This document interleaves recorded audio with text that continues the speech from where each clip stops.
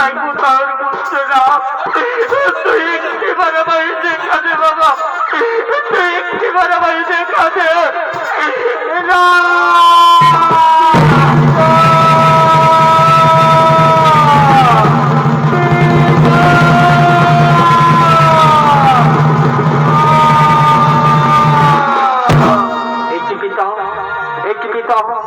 আজ তুমি এইভাবে মাটিতে পড়ে রয়েছে কেন পিতা? তোমার কি হয়েছে পিতা? আর কেনই বা তুমি আমায় রাম রাম বলে চিৎকার করে ডাকছো পিতা? ওগো পিতা, তুমি আমার সাথে কথা বলছো না কেন পিতা? তুমি আমার সাথে কথা বলছো না কেন ওগো পিতা? তুমি আমার সাথে কথা বলছো না কেন? তুমি একটিবার আমার সাথে কথা বলো পিতা, তুমি একটিবার আমার সাথে কথা বলো। ওগো মা, ওগো মা আমার জগৎজননী, তুমি তো সকলেই জানো মা আমার পিতা এইভাবে মাটিতে পড়ে রয়েছে কেন? আমার পিতার কি হয়েছে মা? তুমি একটিবার আমায় খুলে বলো। বলে নাও তোর জন্য তোর পিতার এই অবস্থা। কি বললে মা? আমার জন্য আমার পিতার এই অবস্থা? বলো মা বলো, আমার পিতার কি হয়েছে তুমি আমায় খুলে বলো। আমি যদি কিছু অন্যায় করে থাকি তাহলে তুমি আমায় খুলে বলো মা, তোমরা আমায় শাস্তি দাও, কিন্তু এইভাবে যেন আমার পিতা আমার সাথে কথা না বলে না থাকে। বলো মা বলো, আমার পিতার কি হয়েছে তুমি আমায় খুলে বলো। শুনবি তোর পিতার কাহিনী।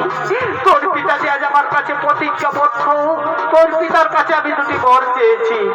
এক করে আমার ছেলে ভরত হবে অযোধ্যা রাজা, আর একবার তুমি হবে 14 বছর বনবাসী। এই কথা মা, এই জন্য আমার পিতা মাটিতে পড়ে রয়েছে।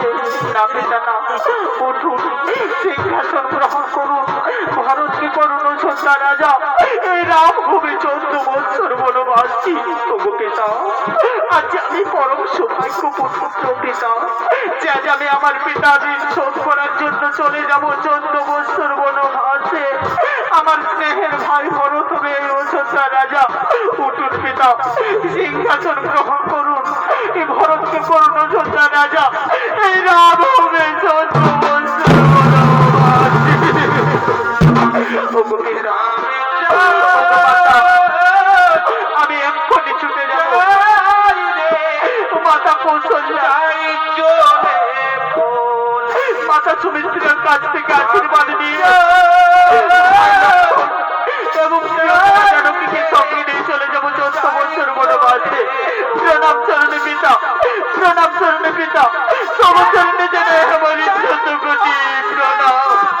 বিদায় মাতা, বিদায় মাতা, সমচরণে জানাই মা আমার শতকোটি বিদায় পিতা, বিদায় মাতা, বিদায় অযোধ্যাবাসী। তোমরা আমার নাকে হাসতে হাসতে বিদায়। অযোধ্যা রাজা এই রাম